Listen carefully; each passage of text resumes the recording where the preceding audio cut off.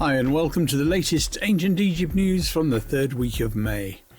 Minister of Tourism and Antiquities Sherif Fati inspected ongoing archaeological excavations at Dra Abu on Luxor's West Bank, where an Egyptian mission has uncovered a series of significant new discoveries spanning multiple periods of ancient Egyptian history. The excavation work, which began in November 2025 and marks the 8th season of the mission affiliated with the Supreme Council of Antiquities, the SCA, has focused on the southeastern sector of the Tomb of Roy, which had remained buried under debris left by earlier excavations for more than 150 years. The SCA's Secretary-General, Hisham el-Lithi, said that among the most notable discoveries is a collection of 10 well-preserved wooden coffins found inside a burial shaft in the courtyard of the Tomb of Baki. The coffins, decorated with scenes and inscriptions, date to different historical periods. Preliminary studies indicate that 4 belong to the 18th dynasty, including one bearing the name of Merit, a chantress of the god Amun.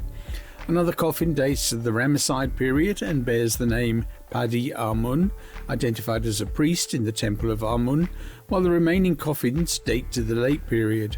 Archaeologists believe the burial shaft was reused in antiquity as a cache to safeguard the coffins after they were moved from their original burial sites, likely due to the poor preservation of the mummies they contained. The mission also uncovered a previously unknown tomb belonging to Shefi Nakhtu, a purification priest in the Temple of Amun. The tomb consists of a small courtyard, a rectangular shaft, and an entrance decorated with offering scenes and funerary texts leading to a hall that ends in a burial chamber. Inscriptions also mention his father and 2 wives, all of whom held religious titles linked to the cult of Amun. In another discovery, a sandstone pyramidion was found inside a small tomb, engraved with repeated scenes of its owner in a devotional pose. The pyramidion bears the name Benji, described as a scribe and noble, although his original tomb has not yet been identified. The mission also uncovered a burial of more than 30 mummified cats, both wild and domestic, wrapped in linen and tied with strips. This find, located in the lower layers of debris south of the Tomb of Baki, is believed to date to the Ptolemaic period, when animal mummies were commonly used as votive offerings in religious practices. Dr. el-Lithi highlighted that these discoveries are particularly important as they shed light on previously unknown individuals not recorded in historical sources. The inscriptions have also revealed new titles and roles documented for the first time, offering valuable insights into the administrative and social structure of ancient Egypt. Work is ongoing to document, conserve and study the discoveries to publish comprehensive scientific results in the near future. While in Luxor, Sherif Fati and the Luxor governor Abdel Mottaleb Imara inaugurated 2 newly restored tombs also on Luxor's West Bank. The 2 tombs added to the growing list of archaeological attractions open to visitors in the ancient Theban necropolis. The tombs belong to Amenhotep, known as Rebiu, and his son Samut, and are located in the el-Khokha area. Their opening follows an extensive restoration and site development project aimed at preparing the monuments for public access. Speaking during the inauguration, Mr. Fati said the project reflects Egypt's ongoing commitment to preserving its cultural heritage while making it accessible to visitors. He noted that such efforts are part of a broader strategy to enhance the tourism experience and ensure the long-term sustainability of archaeological sites. Dr. el-Lithi of the SCA described the opening as a significant addition to Luxor's cultural tourism offerings, highlighting the historical importance of the tombs and their owners within ancient Egyptian society. The restoration project went beyond conservation work to include improved visitor facilities such as interpretive signage, shaded areas, and a bilingual guidebook designed to provide deeper insight into the site. The tombs were first uncovered in 2015 during excavations by the American Research Center in Egypt. They'd been heavily damaged, buried under debris, and reused for collective burials in subsequent eras, including the Byzantine era. Dating back to the New Kingdom, the tomb of Rebiu is attributed to the reign of King Thutmose III, while Summit's tomb dates to King Thutmose IV. Both follow the characteristic T-shaped layout of elite tombs from Egypt's 18th dynasty. Inside the tombs feature vivid scenes of daily life in ancient Egypt, including agriculture, crafts, food production, fishing and festive banquets. The funerary chambers depict rituals such as the transportation of the coffin, offerings before the gods Osiris and Hathor, and the opening of the mouth ceremony. Among the most distinctive scenes is a rare depiction of the goddess Renenutet nursing a royal child. Restoration work included structural stabilization, cleaning and conservation of inscriptions and colours, installation of modern lighting and upgrades to security systems. Excavation efforts resumed in 2020 during the COVID-19 pandemic and continued through 2021, paving the way for the site's eventual opening. The newly accessible tombs offer visitors a deeper glimpse into the artistic and religious life of ancient Thebes, reinforcing Luxor's position as one of the world's most significant open-air museums. The temporary exhibition, The Nile, Pulse of Egyptian Civilization, has garnered widespread international acclaim. The Egyptian Gazette featured a distinguished report highlighting the unique brilliance and aesthetic depth that this exhibition brings to the halls of the Egyptian Museum in Cairo. The report emphasises the exhibition's success in narrating the story of the Nile, not merely as a water source, but as the lifeblood of science, spirituality and daily existence from prehistoric times through the Roman period. The newspaper noted that a defining feature of this edition is the display of rare artefacts revealed to the public for the first time, offering visitors an exceptional exploratory experience that bridges ancient wisdom with modern sustainability. This international recognition proves that the message of the Egyptian Museum in Cairo transcends geographical boundaries, reaching the world with the essence of profound history. The exhibition showcases breathtaking treasures from the protective statues of the goddess Taweret and wooden and papyrus boat models, revealing the secrets of navigation, to oil lamps and amulets embodying the sanctity of the river in the Egyptian psyche. You're invited to share this global passion and discover the secrets of the Nile for yourselves. The exhibition continues to welcome visitors daily, promising an unforgettable visual and educational journey that reaffirms Egypt's standing as a global model in preserving unique human heritage. The exhibition will run until July the 15th. Following his tour of the West Bank of Luxor, the Minister of Tourism and Antiquities, Sherif Fathi, proceeded to the East Bank, where he inaugurated the Cash Hall at the Luxor Museum. This followed the completion of its restoration and the development of its display scenario, allowing for the complete display of its contents for the first time within its dedicated hall. He also toured the various halls of the museum to assess the progress of the comprehensive development project. Mr. Fathi praised the efforts made in implementing the project, emphasising that displaying the complete Luxor Temple cache in a dedicated hall represents a significant addition to the Luxor Museum and contributes to providing a comprehensive museum experience that highlights the historical and artistic values of these unique artefacts. Dr. El-Lithi of the SCA explained that the hall houses 26 diverse artefacts.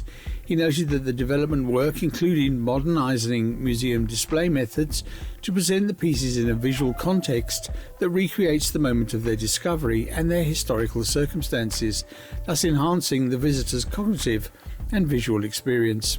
Dr. Ali Omar, head of the Supreme Committee for the Museum Display Scenario, indicated that the project also included developing the museum's display area by preparing the largest display case to showcase the original clay seals from Tutankhamun's tomb for the first time since their discovery in 1922. This followed the completion of meticulous restoration work carried out by a specialised team of Luxor antiquities restorers. These seals were used to secure the entrances to the burial chambers and bore official seals reflecting the funerary rites and administrative authority associated with the king's burial. This makes them an important archaeological resource for understanding tomb sealing traditions during the New Kingdom. After discovering the tomb, Howard Carter broke these seals, which were later found in separate broken fragments. He collected and stored them in wooden boxes without recording their original positions in detail. In 2025, an Egyptian team led by Dr. Abdel Khaffar Wagdi, Director General of Luxor Antiquities, began a scientific project to document, restore and reconstruct these unique plasterworks. This involves sorting and photographically documenting the pieces, studying their materials and manufacturing techniques, and then manually and digitally matching the parts to reconstruct their original form. These plasterworks are now on public display at the Luxor Museum for the very first time, more than a century after the tomb's discovery, offering visitors and researchers an exceptional opportunity to learn about one of the most important original artifacts associated with the discovery of tomb of Tutankhamun. More than 100 ancient Egyptian artifacts that have never previously been displayed in North America are set to go on view in the United States as part of the Treasures of the Pharaohs exhibition at the De Young Museum. The exhibition will open on August the 1st and run until January the 31st, 2027, with San Francisco becoming the first city in the United States to host the show. Organised by the Fine Arts Museums of San Francisco, the exhibition brings together 130 artifacts spanning nearly 3,000 years of Egyptian history, from the early dynastic period through to the late period. The collection includes objects tied to royal courts and religious life, alongside utilitarian items reflecting everyday practices in ancient Egypt. Among the pieces highlighted by organisers is an outer anthropoid coffin dating back to the reign of Amenhotep III. The exhibition also features large-scale statuary, finely crafted ceremonial works and archaeological discoveries from Luxor's Golden City, one of Egypt's most prominent recent excavation sites. According to the organisers, the exhibition aims to trace shifts in kingship, religion and material culture across different eras of ancient Egyptian civilization, while placing royal artefacts alongside objects connected to domestic and workshop life. And finally, in one of the most gripping and widely followed television broadcasts globally, renowned Egyptian archaeologist Dr. Zahi Hawass appeared as a guest on Piers Morgan Uncensored, hosted by international British broadcaster Piers Morgan. The episode featured a fiery intellectual and scientific showdown, bringing Hawass face to face with three prominent international researchers and explorers advocating alternative historical theories: Jimmy Corsetti, Michael Button and Timothy Albarino. The live debate tackled the mysteries of the pyramid's construction, the Giza Plateau and the true age of the Great Sphinx. Piers Morgan opened the episode by praising Dr. Hawass's unique scientific stature in international circles. He questioned the architectural genius of the pyramids, asking why they are mathematically precise to a degree that makes replicating them today without ultra-modern machinery nearly impossible. Morgan described Hawass as a world-renowned archaeologist and the absolute global authority on the Great Pyramids, adding that to his admirers he was a cultural icon, a fierce defender of antiquity and the real-life Indiana Jones. Conversely, Morgan noted that critics view Hawass as an academic gatekeeper who maintains an iron grip to silence alternative theories. He emphasised that the massive public reaction to Hawass's previous appearance prompted this high-stakes follow-up in London. In response, Dr. Hawass asserted that documented scientific discourse regarding the Giza Plateau and the pyramids rests on the field efforts of only two people in the world who have dedicated their lives to the site: himself and renowned American archaeologist Dr. Mark Lehner. Hawass explained that over the past 50 years they have excavated every grain of sand on the Giza Plateau, culminating in a comprehensive 1,000-page academic book. The volume details everything regarding the Pyramid of Khufu and its internal and external scientific discoveries, rendering baseless any speculation not grounded in physical excavation. Dr. Hawass also broke major archaeological news during the interview, announcing that June 2026 will bring definitive answers to the mysteries surrounding the recent discoveries inside the Great Pyramid of Khufu. He revealed that a British scientific team will work alongside him inside the pyramid using non-destructive advanced technologies such as ultrasound and infrared, allowing them to see through solid rock without excavation. Research will focus on examining a newly discovered 30-metre-long corridor leading to a sealed door. Hawass stated his firm belief that the true burial chamber of King Khufu remains hidden behind these voids, calling the resolution of the Great Pyramid's secrets the holy grail of his career and a decisive answer to those who claim evidence of a lost civilization is being hidden. In a moment that sparked significant traction on social media, investigative researcher Timothy Alberino offered Dr. Hawass a technological collaboration, stating that his team possesses a highly advanced ground-penetrating radar capable of scanning up to 300 feet deep through solid stone using a drone platform. Alberino asked if Hawass would facilitate his team's arrival to conduct a comprehensive scan around the Pyramid of Khafre to prove or disprove the existence of subterranean structures. Dr. Hawass welcomed the scientific prospect under strict protocols, requesting that Alberino submit full technical specifications for evaluation by Egyptian experts.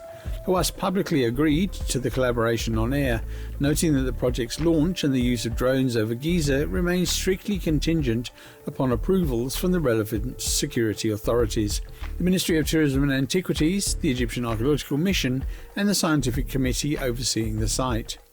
The debate grew tense during an exchange with Jimmy Corsetti regarding the Osiris shaft, the age of the Sphinx, and joint excavation works conducted with Dr. Mark Lehner in 2009. Corsetti questioned why details of the deep tomb remained obscure and why the massive sarcophagus was found empty. Dr. Hawass strongly refuted these doubts, clarifying that all discovery details are published globally in standard reference materials and his own accessible books. He explained that the sarcophagus was found empty because Osiris is a mythological figure representing the god of the underworld in ancient Egyptian belief. Consequently, the deep shaft served as a symbolic burial linked to the underworld and subterranean tunnels, meaning no physical mummy ever existed there. Hawass criticised the researchers for failing to consult established Egyptological literature and published papers. Hawass similarly dismissed questions from Michael Button regarding the existence of a second Sphinx or a massive lost city underground. He emphasised that the Giza Plateau has been excavated down to bedrock, confirming that the Sphinx was carved from a continuous solid rock formation.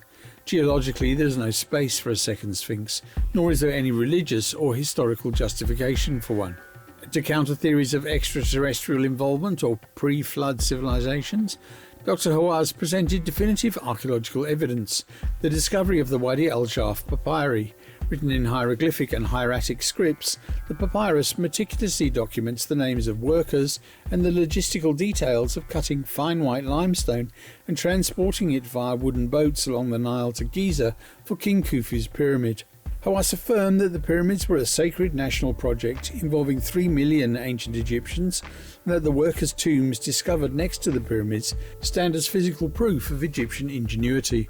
In his concluding remarks, Dr. Hawass reaffirmed his ongoing international campaign and petition to repatriate illegally exported icons of Egyptian heritage. He also renewed his invitation to Piers and global music star Robbie Williams to visit Egypt, promising them a red carpet welcome to experience Egyptian cuisine and witness the wonders of the ancient civilization firsthand. And that's it for this week. This news podcast is brought to you by Ted Laux and GNT Tours. Ancient Egypt News is rated in the top 5 Egypt history podcasts according to feedspot.com. For 2026 tour dates, check out our website gnttours.com. Follow us on social media. Thanks for listening to this episode. Please feel free to comment and share.